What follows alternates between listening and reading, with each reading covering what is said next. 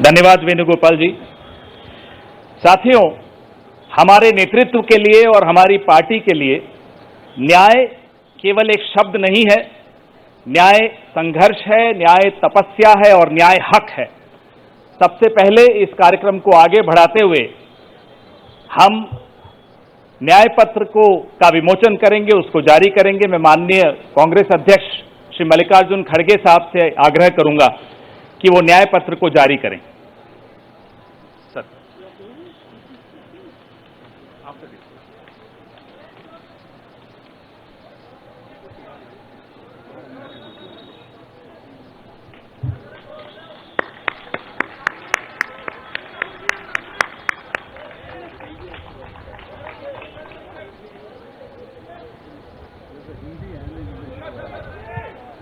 या both Hindi.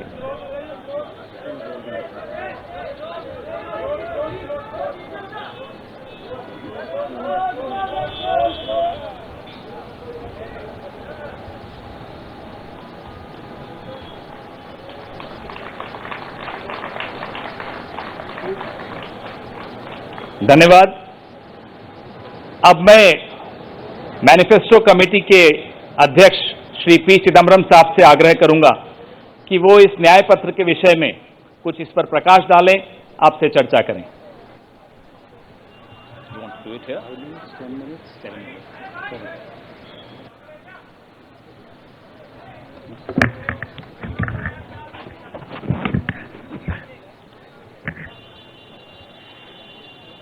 Honorable Congress President,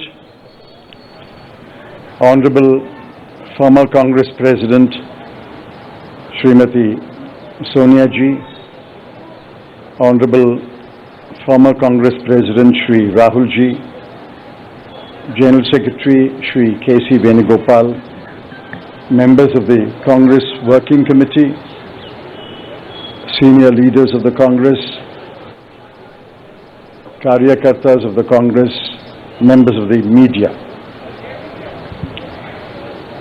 I am thankful to the Congress President for releasing the Congress Manifesto for the 2024 elections.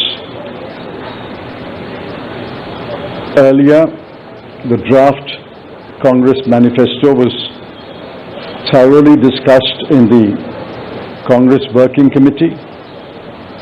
The recommendations of the members of the Congress Working Committee were taken into consideration, and with the final approval of the Congress President, some changes were made to the draft manifesto, and what we have today is the final manifesto approved by the Congress Working Committee and the Congress President.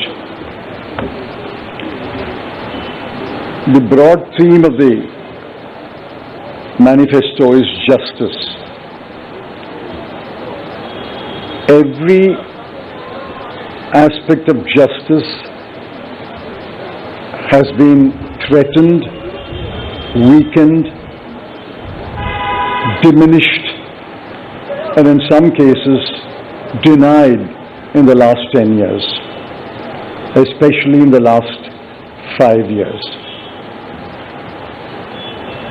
Members of the media will recall that in 2019, we had warned of what is likely to happen between 2019 and 24 should the BJP come back to power. We were not soothsayers, but we were active workers on the ground who could sense what was happening in this country. I'm sorry to report that what we had predicted in 2019 has come to pass in 2024. We had said institutions will be diminished or captured. That has happened. We had said freedom will be restricted, and that has happened. We had said that the weaker sections of the people will be denied their rights and their privileges. That has happened. We had said that Parliament will be diminished. That has happened. We had said that we will inexorably move towards an autocracy. We are already described as an electoral autocracy by many, many thinkers of the world. That has happened. While we are unhappy that what we had predicted has happened, we have in this manifesto suggested bold measures to reverse the damage that has happened in the last 5 to 10 years. The overall theme of the Congress manifesto is 3 powerful words: work, wealth, and welfare. I shan't take long. I'll explain each word in one sentence. Work means we must create jobs. If anybody had any doubt, read the report of the ILO that was released 10 to 15 days ago. The government came up with a lame defense through the chief economic advisor, but the defense only made it worse. The ILO report shows that unemployment has assumed monstrous proportions in this country. Yesterday, the media carried a report that 30% of the outgoing class in the Indian institutes of technology, the premier institutions of our country, are unemployed. They have not been placed. Jobs, jobs, jobs is a cry everywhere in India. Work encapsulates that section on work. The sections on work encapsulates what we will do to create jobs. The second is wealth. Wealth must be created before it is distributed. On the contrary, the 5 years of the Modi government shows that wages have been stagnant in this country. The average income of the bottom 50% has either remained stagnant or diminished or decreased for the bottom percentiles. We have to create wealth, and that can only be created by growth. The UPA government delivered 8.5% growth in its first term, 2004 to 2009. And over a 10-year period, Dr. Manmohan Singh's government delivered 7.5% growth. Even the futile attempt by the BJP government to revise the figures made it 6.7%. But over the last 10 years, the average growth is only 5.8, and if you count the year that ended on 31st March, given the inflated figures, it will still be 5.9. The difference between 7.5 and 5.9 may appear to be trivial, 1.6%, but it's not a trivial difference. It is a difference that makes between a moderately slowing economy and a robust economy. So the second broad theme is wealth. We have to create wealth, which means we must have investment, capital investment, private investment, government investment, and foreign investment.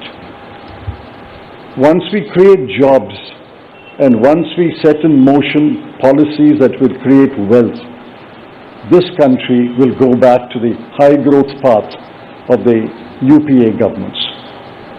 The third section, which addresses many aspects of justice, is welfare. So work, creating wealth, which results in welfare. The welfare of whom?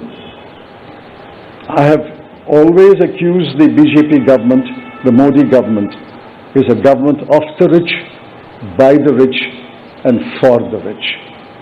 This government is driven only by the interests of the top 1% of this country.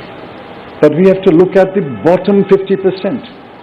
The bottom of the pyramid, the bottom 50% is as important as those who are well off. And in the bottom 50%, as we go down the ladder, the bottom 20% are extremely poor. It has been estimated that 23 crore people are still poor in this country. UPA government lifted 24 crore people out of poverty, and we promise that if the Congress or a Congress-led government comes to power in 2024, we will lift 23 crore people out of poverty in the next 10 years. That's possible, it's doable, and I conclude by saying the Congress has done it before and we can do it again. I appeal to all of you to spread the message of this manifesto to the nook and corner of this country and ask the people to vote for the hand symbol and to vote for all our allied parties throughout this country. Thank you.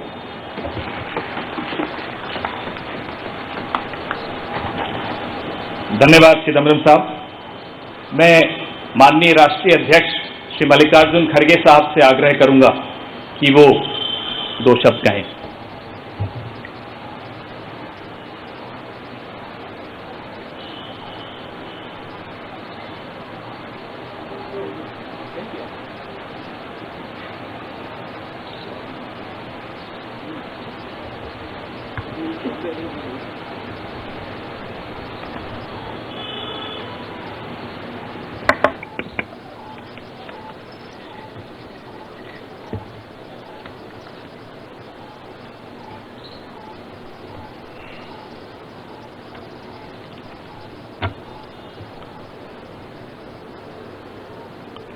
आज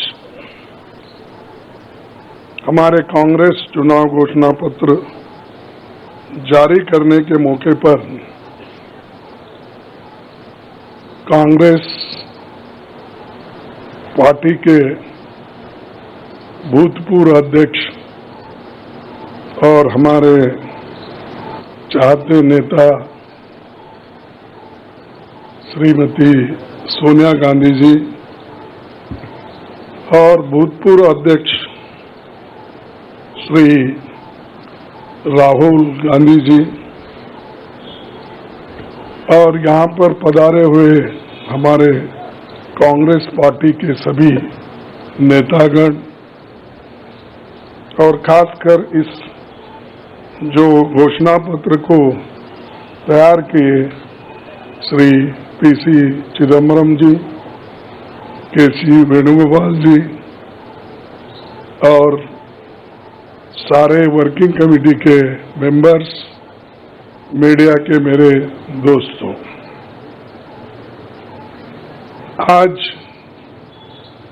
मुझे ये भी याद करना है कि बाबू जगजीवन राम का जन्मदिन भी है और जो बाबू जगजीवन राम हमारे पार्टी में बहुत साल तक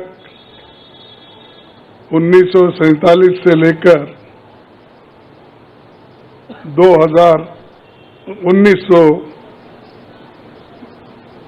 1984 तक 1984 तक वो इस पार्टी में रह के काम किए। फिर जो कुछ उनका कंट्रीब्यूशन था, ये बड़ा कंट्रीब्यूशन मिनिस्ट्री में उन्होंने किया। ऐसे दिन आज हम ये घोषणा पत्र गरीबों के लिए हम अर्पित कर रहे हैं। आज भारतीय राष्ट्रीय कांग्रेस के 2024 के लोकसभा चुनाव का घोषणा पत्र जारी किया जा रहा है। इस मौके पर मैं आप सभी का स्वागत करते हुए 22 दिसंबर 2023 को जो चिदम्बरम जी की अध्यक्षता में 16 सदस्यीय कांग्रेस मैनिफेस्टो कमेटी बनी थी और 19 मार्च को CWC ने इसे मंजूरी दी थी। व्यापक जनभागीदारी और संपर्क के बाद हमारा घोषणा पत्र बना है। इसके लिए वेबसाइट आवाज भारत की बनी, जिस पर भी काफी सुझाव मिले। हमारा ये घोषणा पत्र देश के राजनीतिक इतिहास में न्याय के दस्तावेज के रूप में याद किया जाएगा। राहुल जी के नेतृत्व में चली भारत जोड़ो न्याय यात्रा में 5 पिलर्स पर ध्यान केंद्रित किया गया था। यात्रा के दौरान युवा न्याय, किसान न्याय, नारी न्याय, श्रमिक न्याय और हिस्सेदारी न्याय की घोषणा की गई थी। जहां कहीं भी हम गए, इन न्याय की बात हमने करी थी और इसकी गारंटी भी हमने दी है। इन 5 पिलर्स में से 25 गारंटी निकलते हैं। हर 25 गारंटी ने किसी ना किसी को लाभ मिलने का इसके अंतर्गत यहाँ पर हमारे मैनिफेस्टो में भी है और इसके लिए जो हम पहले से ही करते हुए आए हैं वो भी हमने इसका उल्लेख किया है। मैं कुछ बातें आपके सामने रखना चाहता हूं। खासकर युवा न्याय के तहत हर शिक्षित युवा की पहली नौकरी अप्रेंटिसशिप के साथ पक्की हो जाए, ऐसी एक गारंटी हम दे रहे हैं और उसके लिए हम 1 लाख रुपए, उसके लिए हम एक अप्रेंटिसशिप कोर्स करने वालों को खर्च करेंगे और इससे ये फायदा होगा, किसी ना किसी जगह उसको पक्की नौकरी मिलेगी, क्योंकि ये स्किल डेवलपमेंट के तहत और बहुत से इंडस्ट्रीज में इनको काम मिलेगा। नारी न्याय के तहत गरीब परिवार की महिला को सालाना 1 लाख की मदद देंगे। कोई तालियां नहीं बजा रहे, क्या बात है? गरीब परिवार की महिला को सालाना 1 लाख की मदद देंगे और किसान न्याय के तहत किसानों की कर्ज माफी और MS की कानून की गारंटी भी हम देंगे। और श्रमिक न्याय, इसके तहत मनरेगा में भी 400 रुपए के न्यूनतम, कम से कम 400 रुपए मजदूरी दिया जाएगा। हिस्सेदारी न्याय में सामाजिक आर्थिक समानता के लिए हर व्यक्ति और हर वर्ग की गिनती या जातीय जनगणना होगी, जिससे सबको फायदा होगा, या किसी के फॉर में किसी के अगेंस्ट में ये नहीं है कि हालात को समझने के लिए ये जातीय जनगणना करेंगे, जैसा कि SC/ST की जातीय जनगणना होती है और वैसा ही जो पिछड़े लोग हैं और भी ये अपर कास्ट में भी गरीब लोग हैं, सबकी हालत क्या है ये जानने के लिए हम जातीय जनगणना कराएंगे और इसका फायदा हर वर्ग को मिलेगा। हमारे घोषणा पत्र में संवैधानिक न्याय, कॉन्स्टिट्यूशनल जस्टिस, खंड में लोकतंत्र बचाओ, भय से मुक्ति से लेकर मीडिया, न्यायपालिका आजादी, भ्रष्टाचार के खिलाफ मुहिम जैसे मुद्दे, कला संस्कृति जैसे विषय भी है। आर्थिक न्याय, इकोनॉमिक जस्टिस खंड में आर्थिक नीतियों, बेरोजगारी, टैक्सेशन और टैक्स रिफॉर्म्स, ये सारी चीजें उसमें हम लाएंगे। इंडस्ट्री और इंफ्रास्ट्रक्चर पर ठोस काम हम करेंगे। राज्य न्याय, जस्टिस फॉर द स्टेट्स, मैं संघीय विकास, पूर्वोत्तर भारत पर रोशनी हम डाले हैं और जहां कहीं भी फेडरल स्ट्रक्चर को धोखा होगा हम उस वक्त अपनी आवाज उनके साथ भी उठाएंगे और जब हमारी गवर्नमेंट आएगी तो उनको बराबरी का हिस्सा देंगे और ताकि वो पैसे के लिए तरस न हो, चाहे वो ड्रॉट हो, फ्लड हो, डिसास्टर्स हो। इसके लिए नेचुरल डिसास्टर्स, इन सब के लिए फेडरल गवर्नमेंट को कानून के तहत जो मदद मिलना चाहिए वो हम जरूर उनको दिलाएंगे। उसी के साथ देश की प्रतीक्षा और आंतरिक सुरक्षा के महत्व को ध्यान में रखकर रक्षा न्याय की भी खंड है, जिसमें विदेश नीति भी है और विदेश नीति हमारी अब तक सफल हुई है और उसी नीति पे अगर ये लोग काम करते थे और ठीक ढंग से चलते थे और बहुत से मुश्किल हमको आज जो आ रहे हैं वो कभी नहीं आते थे।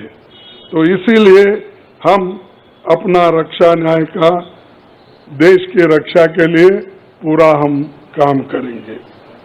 आखिरी एक महत्व का बिंदु पर्यावरण न्याय भी देंगे। आप सभी से मैं अनुरोध करूंगा कि घोषणा पत्र को बारीकी से देखें, पढ़ के इसमें आपको भविष्य के भारत की शानदार नया तस्वीर दिखेगा और इसके लिए आप ठीक ढंग से आप काम कर सकते हो। आजादी के बाद 1951-52 में चुनावों से राजनीतिक दल घोषणा पत्र जारी करते समय बहुत से दावे करते हैं लोग, पर कांग्रेस हमेशा जमीनी हकीकत पर चलती है। 1951 में पंडित जवाहरलाल नेहरू के नेतृत्व में हमारा जो घोषणा पत्र जारी हुआ उसका नाम था व्हाट कांग्रेस स्टैंड्स फॉर। उसका नाम था व्हाट कांग्रेस स्टैंड्स फॉर। पहले घोषणा पत्र को लेकर ये टिप्पणी की गई थी, no exaggerated claims were made, no ambitious plans to entice public or deceive the electorate had been placed before them. A realistic view of what was capable of achievement and implementation alone was presented. ये पंडित जवाहरलाल नेहरू जी के जमाने में घोषणा पत्र दी थी जो realistic है, जो ग्राउंड लेवल पे हम कर सकते हैं, उसी के बारे में उन्होंने बोला था। किसी को फंसाने के लिए नहीं, झूठ बोलने के लिए नहीं, हम जो भी कहते हैं वो करके दिखाते हैं, ये उनका कहना था और वही आज भी हम कर रहे हैं। जो कर सकते हैं वही हम इसमें घोषणा पत्र में लिखे हैं और बहुत से हमारे विद्वानों से भी हम बात किए हैं कि इसमें क्या कर सकते क्या नहीं कर सकते, उनके सलाह के मुताबिक ही आज हमने ये सारी चीजें आपके सामने रखे हैं।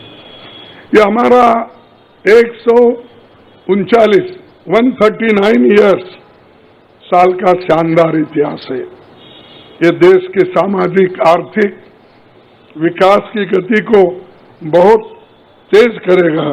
किसानों, मजदूरों और महिलाओं, युवाओं, गरीबों, वंचित तबकों के विकास के जो बंद दरवाजे हम खोलेंगे, क्योंकि एक मोदी सरकार में ये सारे दरवाजे गरीबों के लिए, महिलाओं के लिए, युवाओं के लिए बंद है। हम जब सत्ता में आएंगे ये दरवाजे सब हम गरीबों के लिए खोल देंगे, उनका विकास करेंगे, ये हमारी प्रतिज्ञा है। डॉक्टर मोदी जी, डॉक्टर मनमोहन सिंह के नेतृत्व वाली हमारी यूपीए सरकार की बहुत आलोचना करते हैं, लेकिन उस 10 साल में हमने MNREGA, right to education, RTI, खाद्य सुरक्षा, वनाधिकार, भूमि अधिग्रहण कानून और रेहड़ी पटरी वालों की अधिकार समेत कई कदम हमने उठाया है। और उसकी जो कर्ता धर्ता है श्रीमती सोनिया गांधी जी यहाँ पर मौजूद है। उन्होंने बारीकी से इन मनरेगा को और खास करके फूड सिक्योरिटी को बहुत लड़ा, क्योंकि मुझे मालूम है, सब चीज मैं यहाँ पर नहीं कह सकता, कि उन्होंने इतने ये 2-3 प्रोग्राम के लिए बहुत गुस्से में रहते थे। जब तक वो इम्प्लीमेंट नहीं होता तब तक वो खामोश नहीं बैठे और कैबिनेट के लोगों को बोलते रहे थे कि ये क्या हुआ। जब हुआ तब वो भी खुशी मना लिए और हम भी लोग बोले कि भाई ठीक हो गया।